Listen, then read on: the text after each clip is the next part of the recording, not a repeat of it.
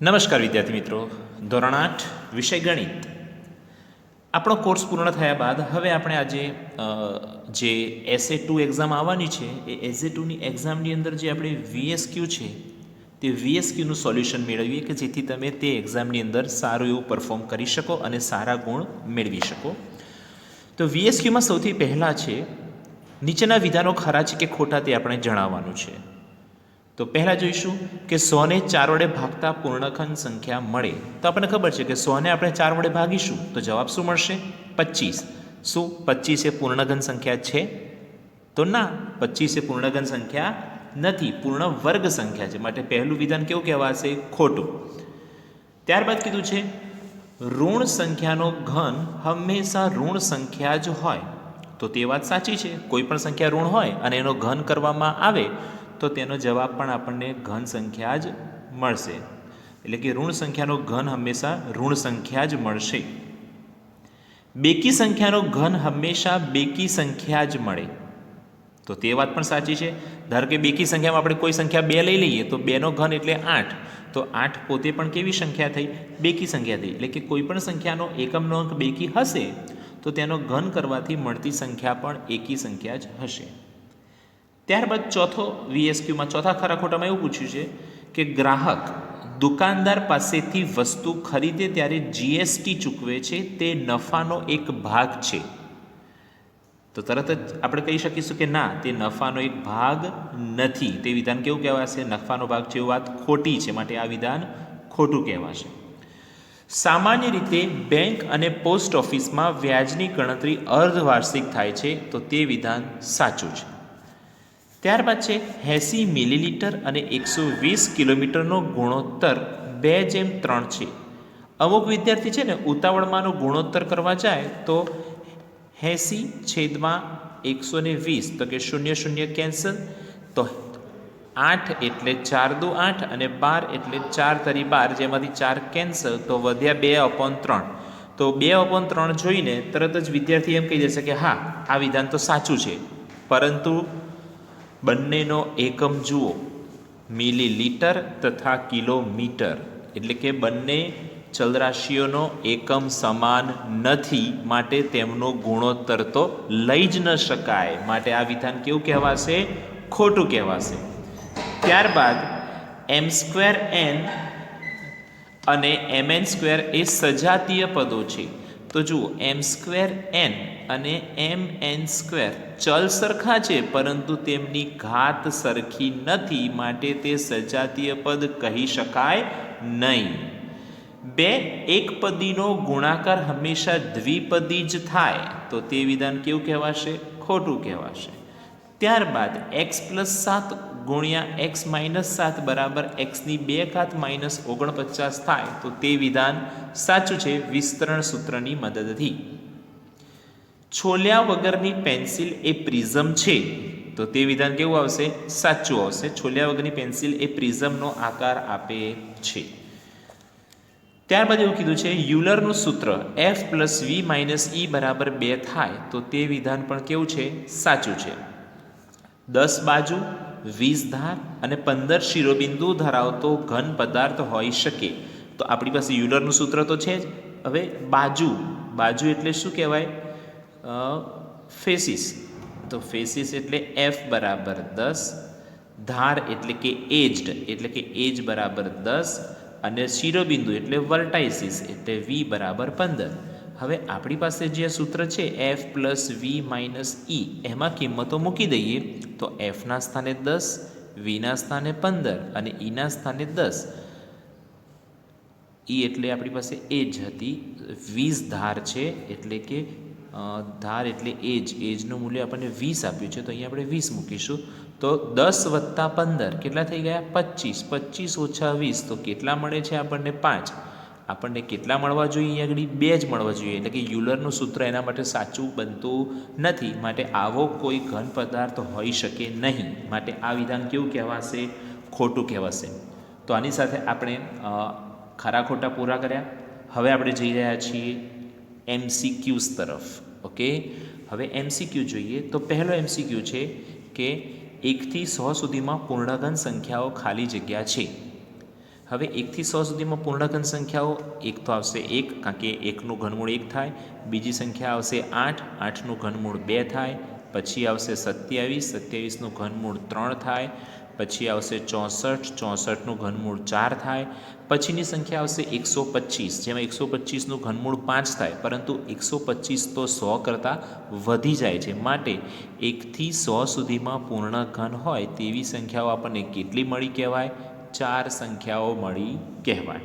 Okay, હવે પૂર્ણઘન સંખ્યા 39,304ના ઘનમૂળનો એકમનો અંક ખાલી જગ્યા હોય તો આપણને ખ્યાલ છે કે એકમનો અંક 4 હોય તો એનો ઘનમૂળ કરવાથી મળતી સંખ્યાનો એકમનો અંક પણ આપણને કેટલો મળશે? 4 છે.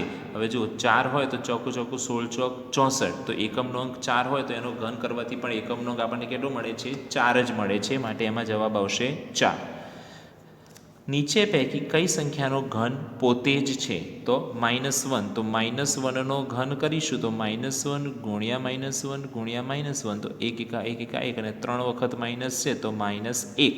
એનો મતલબ કે પહેલાંમાં જ આપણને જવાબ મળી ગયો. છતાં પણ બીજા પરિણામો ચકાસી જોવાના, જેમ કે -2, તો -2ની 3 ઘાત એટલે -8 થાય. આ -27 થાય અને આનો ઘન -64 થાય. તો પોતે ને પોતે મળ્યું હોય એવું તો માત્ર -1માં જ બને છે. માટે -1 જવાબ આવશે. ખાલી જગ્યાના 12% 96 થાય. હવે ખાલી જગ્યાની જગ્યાએ આપણે x ધારી લઈએ તો xના 12% બરાબર 96. એનો મતલબ કે x ગુણ્યા 12/100 બરાબર 96. તો x બરાબર 96 ગુણ્યા 100 ભાગ્યા 12, 12 અઠ્ઠા 96, 8 ગુણ્યા 100 બરાબર x. માટે કે 800ના 12% 96 થાય છે તેમ કહેવાય. 17માં 6 કિગ્રા અને 12 સેકન્ડનો ગુણોત્તર ખાલી જગ્યા છે. તો આ પણ પેલા ખરા ખોટાના જેવું જ થયું. અહીંયા કિગ્રા છે અને અહીંયા સેકન્ડ છે, માટે તેનો ગુણોત્તર મળી શકે નહીં. તો ઓપ્શન ડી આવશે કે એનો ગુણોત્તર ન મળે. ઓકે, ત્યારબાદ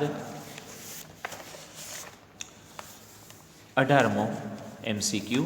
તેમાં એવું કહ્યું છે કે 6 પેનની કિંમત ₹90 હોય તો 7 પેનની કિંમત કેટલી થાય? હવે 6 પેનની કિંમત 90 હોય તો એક પેનની કિંમત કેટલી થઈ જશે? તો કે 90 ભાગ્યા 6 એટલે કે 15, અને આપણને 7 પેનની પૂછી છે તો 15 ગુણ્યા 7 તો 105.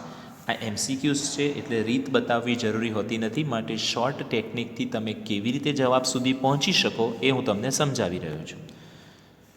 ત્યારબાદ 19મા MCQની અંદર આપણને એવું કીધું છે કે PQ² R ઘન એ ખાલી જગ્યા બહુપદી છે. તો આમાં આપણને આમ જોઈશું ને તો ચલ 3 દેખાય છે કે P, Q અને R. તો અમુક વિદ્યાર્થીઓ ઉતાવળમાં એવું કહી દે કે આ ત્રિપદી છે. ત્રિપદી ન કહેવાય, આ આખું એક જ પદ છે.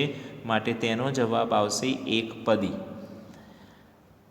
ત્યારબાદ બહુપદી 20માની અંદર આપણને એવું કીધું છે કે બહુપદી x² ઓછા x²y² ઓછા 8y² વત્તા 2. આ બહુપદીનો ઘાત કેટલો છે? તો તમને તો બધામાં 2 જ દેખાય છે, પરંતુ અહીંયા આગળ 2 ચલ છે તો એ બંને ચલના ઘાતાંકનો સરવાળો કરીએ તો ઘાત મળશે 4. માટે આ બહુપદીનો ઘાત 4 કહેવાય. કેટલો કહેવાશે? 4. ત્યારબાદ આપણે ગુણાકાર કરવાનો છે કે -2x ગુણ્યા 3x ગુણ્યા 4x. તો 2 તરી 6, 6 ચોક 24, એક વખત માઇનસ છે એટલે -24, 1, 2 અને 3 વખત x આવે છે. માટે xની 3 ઘાત. આ તેમનો ગુણાકાર મળ્યો કહેવાય. ઓકે, ત્યારબાદ ખાલી જગ્યાને માત્ર 2 જ સપાટી હોય, લંબઘન, શંકુ, ગોળો કે નળાકાર. તો 2 જ સપાટી હોય તેવું આપણને ઉદાહરણ મળશે કે જેને માત્ર 2 જ સપાટી હોય. તો તેવી સપાટી કે જેને માત્ર 2 જ સપાટી હોય તેવો આકાર છે શંકુ. તો શંકુને માત્ર 2 જ સપાટી હોય છે. ત્રિકોણીય પિરામિડના પાયાનો આકાર કયો હોય છે? તો ત્રિકોણીય પિરામિડ, તો એના નામ ઉપરથી જ ખબર પડી જાય કે ત્રિકોણીય પિરામિડના પાયાનો આકાર કયો થઈ જશે? ત્રિકોણાકારનો જશે. હવે ખાલી જગ્યામાં પાયા સિવાયના બધા જ ફલકો એક જ બિંદુમાં મળે છે. તો તમારા ઓપ્શન છે પ્રિઝમ, પિરામિડ, લંબઘન અને સમઘન. ઓકે, તો પ્રશ્ન ફરીથી જુઓ. ખાલી જગ્યામાં પાયા સિવાયના બધા જ ફલકો એક જ બિંદુમાં મળે છે, તો એમાં જવાબ આવશે પિરામિડ. ઓકે, હવે આવે છે ખાલી જગ્યાઓ કે જેમાં આપણને ઓપ્શન્સ આપેલા હોતા નથી, આપણે ડાયરેક્ટ જવાબ જ કહેવાના હોય છે. તો કે શંકુના તળિયાનો આકાર ખાલી જગ્યા હોય છે. તો શંકુ આપણે જોયેલા છે, તો શંકુના તળિયાનો આકાર કયા આકારનો કહેવાય? તો કે વર્તુળાકારનો હોય છે. કયા આકારનો હોય છે? વર્તુળાકારનો. ત્યારબાદ ઘનાકાર બોક્સના તળિયાનો આકાર, તો ઘનાકાર બોક્સ પણ તમે જોયેલું હશે, જે આ પ્રમાણે હોય તો એનો પાયો જે છે તે પાયો કયા આકારનો હોય છે? તો તેનો પાયો ચોરસ આકારનો હોય. કયા આકારનો હોય? ચોરસ. ત્યારબાદ લંબઘનમાં ધારની સંખ્યા ખાલી જગ્યા હોય છે. તો લંબઘનમાં ધારની સંખ્યા કેટલી હોય છે? 12 હોય છે. ઓકે, ત્યારબાદ x બરાબર -1 હોય તો આપણે કોની કિંમત શોધવાની છે? તો કે x² - x + 2, એટલે કે -1² -1 + 2. -1² એટલે +1, માઇનસ પણ +1 + 2, તો આની સાદરૂપ એટલે કે કિંમત આપણને કેટલી મળશે? 4 મળશે. ત્યારબાદ આપણને એવું કીધું છે કે AB + AC - AD બરાબર A ગુણ્યા ખાલી જગ્યા. તો આ ત્રણેયમાંથી A સામાન્ય લઈએ તો B + C - D. એનો મતલબ કે આ ખાલી જગ્યાની અંદર B + C - D આપણને મળી જાય. ઓકે, ત્યારબાદના 30મા પ્રશ્નમાં આપણને એવું કહ્યું છે કે જો x બરાબર 5 હોય તો 5x ગુણ્યા 0 ગુણ્યા -2xની કિંમત શોધવાની છે. એકચ્યુઅલી આની અંદર આપણે એક્સની કિંમત મૂકવાની જરૂર જ નથી, કારણ કે આ બધાના સાથે કોનો સાથે ગુણાકાર આપેલો છે આપણને? તો કે શૂન્ય સાથે ગુણાકાર આપ્યો છે. અને શૂન્ય સાથે ગુણાકાર હોય તો કોઈ પણ સંખ્યાનો શૂન્ય સાથેનો ગુણાકાર તો હંમેશા શૂન્ય જ મળે, માટે તેનો જવાબ આપણને મળી જશે 0. ત્યારબાદના પ્રશ્નની અંદર છે ગુણોત્તરને ટકાવારીમાં રૂપાંતરણ કરવા માટે ગુણોત્તરને ખાલી જગ્યા વડે ગુણવામાં આવે છે. તો ગુણોત્તરને કેટલા વડે ગુણવામાં આવે છે? 100 વડે ગુણવામાં આવે છે. ત્યારબાદ છે વસ્તુની વેચાણ કિંમતમાંથી નફો બાદ કરતાં વસ્તુની ખાલી જગ્યા મળે. તો વેચાણ કિંમતમાંથી નફો બાદ કરીએ તો આપણને વસ્તુની મૂળ કિંમત મળે. ત્યારબાદ નફો અથવા ખોટ હંમેશા વસ્તુની ખાલી જગ્યા કિંમત પર ગણવામાં આવે છે. તો નફો અથવા ખોટ એ હંમેશા વર્તુળની મૂળ કિંમત ઉપર, કોઈ પણ વસ્તુ હોય વસ્તુની મૂળ કિંમત પર ગણવામાં આવે છે. ત્યારબાદ 23નો ઘન કરવાથી મળતી સંખ્યાનો એકમનો અંક ખાલી જગ્યા હોય. તો 23 એટલે એકમનો અંક કયો થયો? 3. તો 3નો ઘન કરીએ તો 27, એટલે એકમનો અંક કયો મળે છે? 7. માટે એકમનો અંક 3 છે, માટે એનો ઘન કરવાથી મળતી સંખ્યાનો એકમનો અંક કેટલો મળશે આપણને? 7 મળશે. ત્યારબાદ 13 + 15 + 17 + 19 બરાબર ખાલી જગ્યાનો ઘન. એકચ્યુઅલી આ બધી સંખ્યાનો સરવાળો કરીશું ને તો એ સરવાળો આપણને 64 મળશે. અને 64 એ કોનો ઘન થાય? તો કે 4નો ઘન. બીજી રીતે જોઈએ તો અહીંયા આગળ કેટલી ક્રમિક એકી સંખ્યાઓ છે? 1, 2, 3 અને 4. તો અહીંયા લખી શકીએ આપણે 4નો ઘન. ઓકે, તો જુઓ 13 + 15 એટલે 28, 28 + 17 એટલે 45, અને 45 + 19 એટલે કે 64. અને 64 એટલે કઈ સંખ્યાનો ઘન? તો કે 4નો ઘન. તો એનો જવાબ આવી જશે 4નો ઘન. અહીંયા આગળ આ સંખ્યાનું ઘનમૂળ કેટલું? તો જુઓ 2/3 ગુણ્યા 3/3 ગુણ્યા 4/3. આ ત્રણેય સંખ્યાનો ઘન સામાન્ય લઈ લઈએ તો અંદર આવશે 2 × 3 × 4.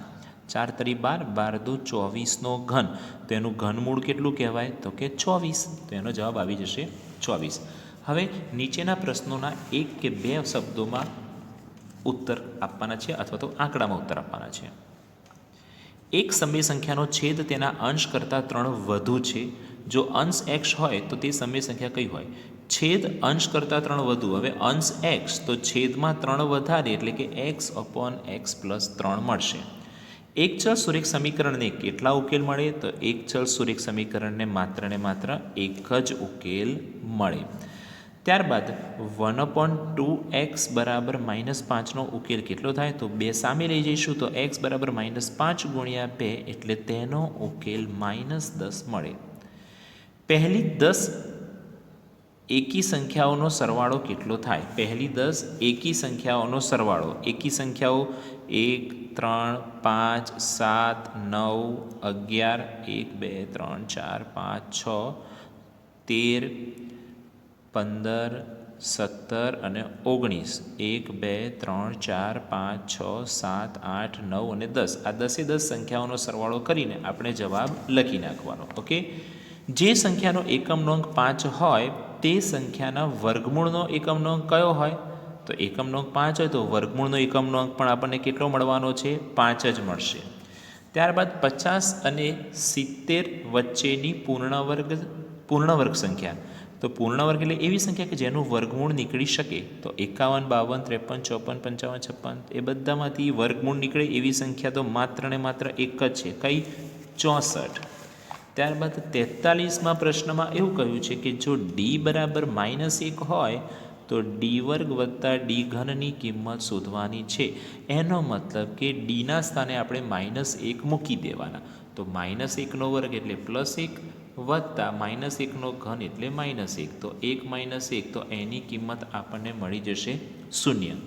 ત્યારબાદ આપણને કીધું છે કે 8નો વર્ગ એ કઈ સંખ્યાનો ઘન છે? તો 8નો વર્ગ એટલે 64 અને 64 એટલે કોનો ઘન થાય? તો કે 4નો ઘન થાય. એટલે તેનો જવાબ આવી જશે 4. કઈ સંખ્યાનો ઘન પોતે જ મળે? સારો પ્રશ્ન છે. કઈ સંખ્યાનો ઘન પોતે જ મળે? તો જુઓ, 1નો ઘન 1 જ થાય, 0નો ઘન 0 જ થાય અને -1નો ઘન -1 પોતે જ થાય. માટે આના 3 જવાબ આવશે: -1, 0 તથા 1. તો આવી રીતે આપણે બધા જ VSQ સમજ્યા. આ VSQની તમે પ્રેક્ટિસ કરજો એટલે એક્ઝામમાં તમે સારી રીતે સારા એવા ગુણ મેળવી શકો. ઓકે વિદ્યાર્થી મિત્રો, અહીંયાથી રાખીએ છીએ અને તમને તમારી એક્ઝામ માટે ઓલ ધ બેસ્ટ. સારું લખજો, સારા ગુણ મેળવજો. બાય. ઓકે, હવે આપણે મળીશું આવતા તાસમાં.